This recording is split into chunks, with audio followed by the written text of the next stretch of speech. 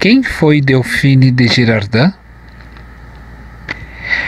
Esse nome, pouco mencionado nos meios espíritas, foi de uma grande defensora das obras de Allan Kardec, no século XIX, na França.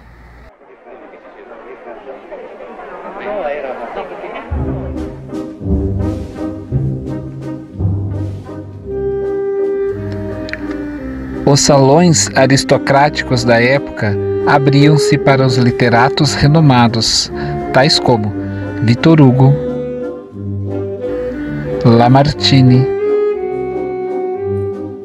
Musset, Alfred de Vigny, Honoré de Balzac, Théophile Gautier, Alexandre Dumas e muitos outros.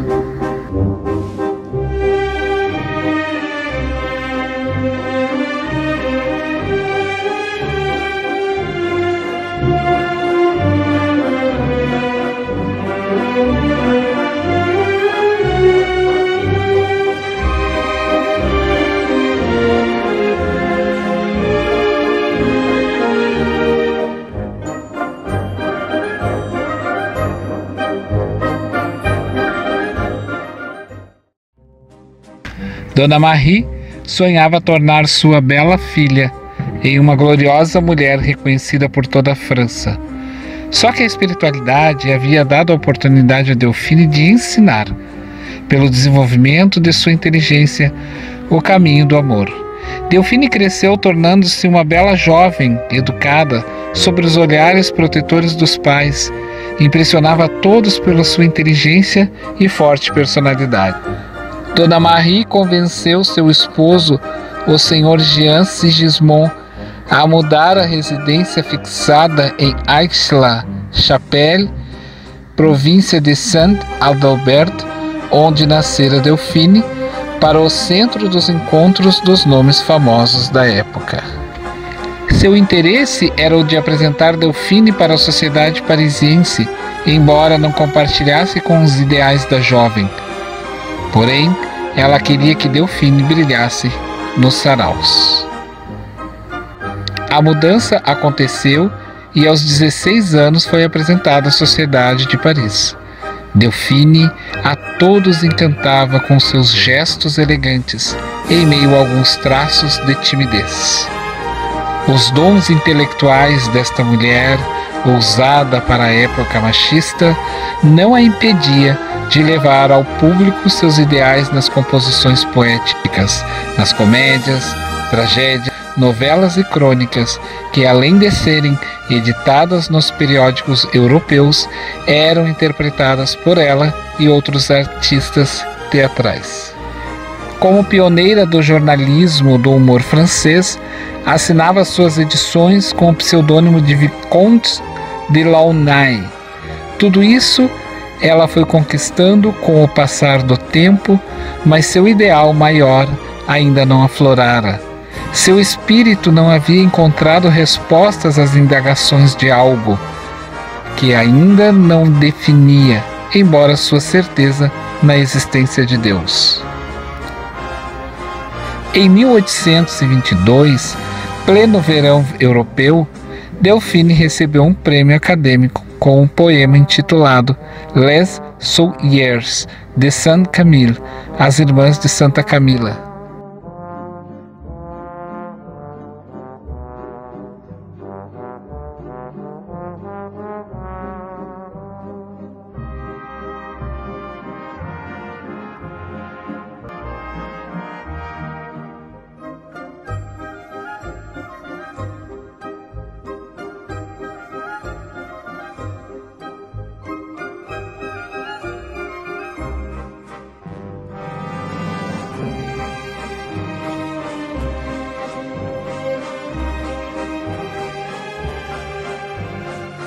Estava presente no evento Alfred de Vigny, escritor literato, que desde que vira o surgimento da bela adolescente e, agora transformada numa das personalidades mais admiráveis, apaixonou-se perdidamente por ela.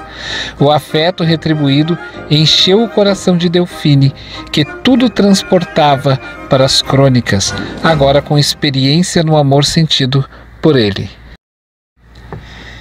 Vigne, embora tendo Delphine como a sua amada, tentava dissuadi-la em continuar se defrontando com a sociedade. Ele queria que Delphine vivesse só para ele. Ela jamais aceitaria ser submissa a quem quer que fosse. Esses atritos geraram profundos desentendimentos entre eles. A mãe de Vigne aproveitou a ocasião e proibiu o filho a seguir com esse relacionamento, pois dizia que seu filho amado e pertencente à sociedade da alta aristocracia francesa deveria ter uma esposa à altura do seu padrão social e econômico. Aconteceu o rompimento e Delphine amargou solitária sua dor, que o acompanhou até o fim de sua existência física. Seus versos eram cheios de mágoas através do romantismo que a inspirava, revelando seu sofrimento por um amor incompreendido. Em 1824, publicou uma obra que intitulou de Ensaios Poétiques, e logo após, Nouveaux Ensaios Poétiques, que foi considerado um clássico pelo estilo elegante que Delphine utilizou nessas publicações, tão bem aceitas pelo público e críticos da época. Tempos depois, Delphine veio a conhecer o Sr. Émile de Girardin, fundador do jornal La Presse e muito famoso. Considerado o Napoleão da imprensa francesa, também era jornalista e político.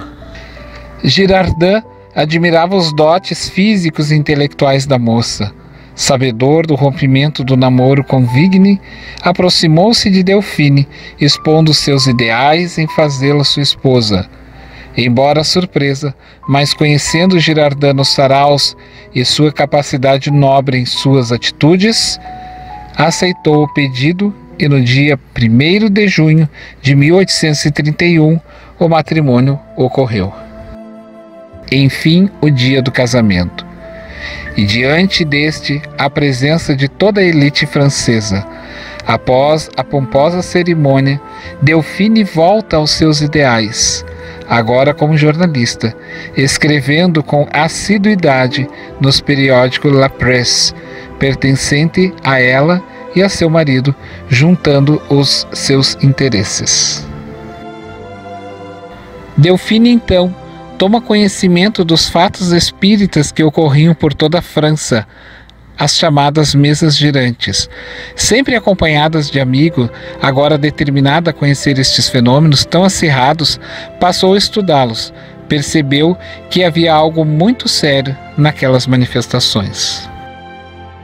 Ela soube que um professor francês estava frequentando reuniões deste tipo, chamado Hippolyte Léon Denisard Rivail.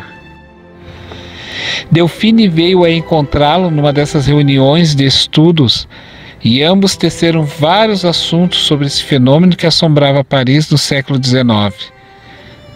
Delphine ouviu com atenção e as ponderações do professor Rivail que o esclarecia.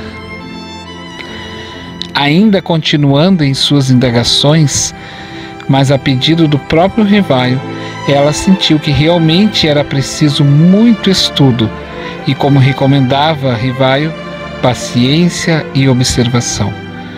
Nunca brincar com aqueles que procuravam dialogar e contribuir para esclarecimentos, ainda tão novos para a humanidade. Após o encontro com o professor Rivail, passou a estudar as suas obras, procurava reunir os amigos não mais nos saraus elegantes dos salões parisienses, mas em seu salão. A única finalidade era de entender e estudar os fenômenos em torno das mesas girantes.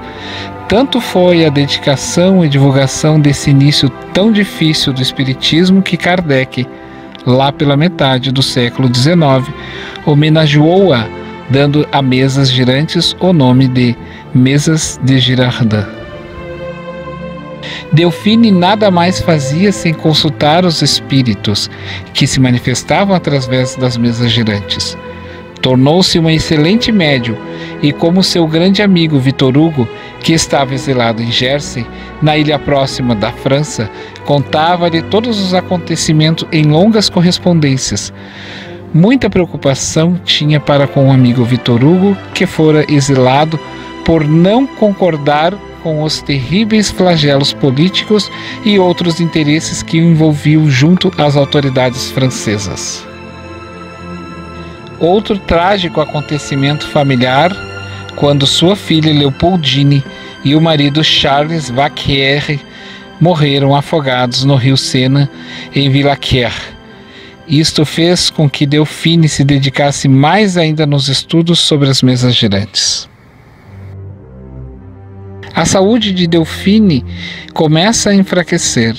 Sentindo muitas dores estomacais, consulta o médico da família e este constata um câncer no estômago. Mas isso não a desanimou. Continuou com as consultas junto às mesas girantes, sempre com seus fiéis amigos amparando-a.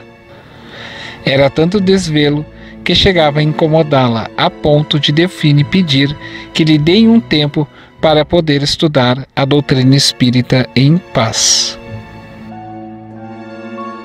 Como seu estado físico estava se agravando, Delphine tinha receio que talvez não houvesse mais tempo para levar ao professor Kardec os resultados de sua viagem, exclusivamente voltada para as mesas girantes, a qual ela tanto pesquisava. A tristeza pesava no semblante de Delphine. Seu sorriso desaparecera porque seus grandes amigos já não estavam mais presentes às reuniões das mesas girantes. Entre esses espíritos que se comunicavam com Delphine estavam Molière, Shakespeare, Galileu, Esquiló e a senhora de Signe. Mas Delphine encontrava-se tranquila quanto à sua passagem para o mundo espiritual. Afinal, ela não fora a grande divulgadora das mesas girantes, portanto continuaria a ser aquela que, através das mesas girantes, tornar-se-ia a mensageira da esperança e do futuro espiritual. E aos 51 anos, no dia 29 de junho de 1855, Delphine de Girardin despediu-se da vida física. A repercussão do desenlace de Madame Delphine de Girardin em Paris foi de muito pesar.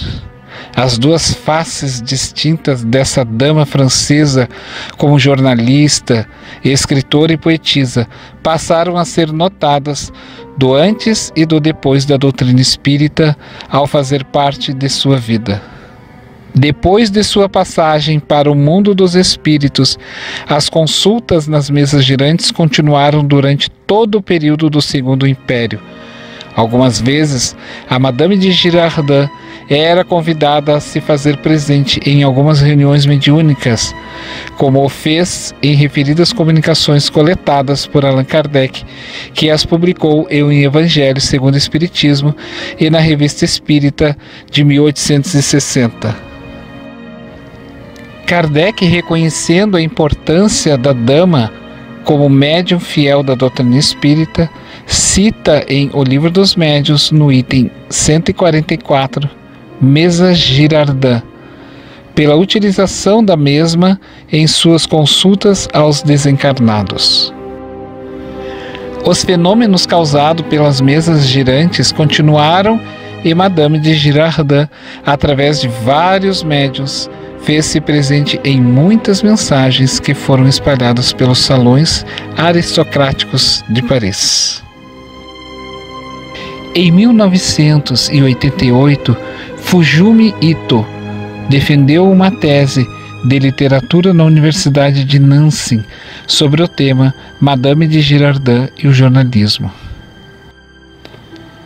Na obra o Evangelho segundo o Espiritismo, no capítulo 5, Bem-aventurados aflitos, em especial no item 24, sobre o título A Desgraça Real, Delphine vai nos mostrar o que seja a infelicidade ou a felicidade sobre um novo prisma.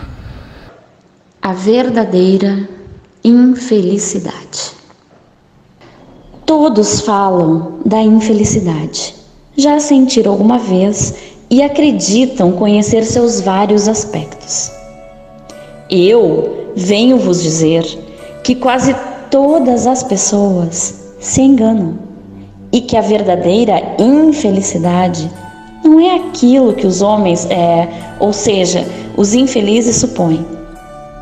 Eles a veem na miséria, na lareira sem fogo, no credor exigente, no berço vazio do anjo que sorria, nas lágrimas, no caixão que se acompanhava com a fronte descoberta e o coração partido, na angústia da traição, na miséria do orgulhoso que gostaria de vestir-se de ouro e que esconde com dificuldade sua nudez sob os farrapos da vaidade.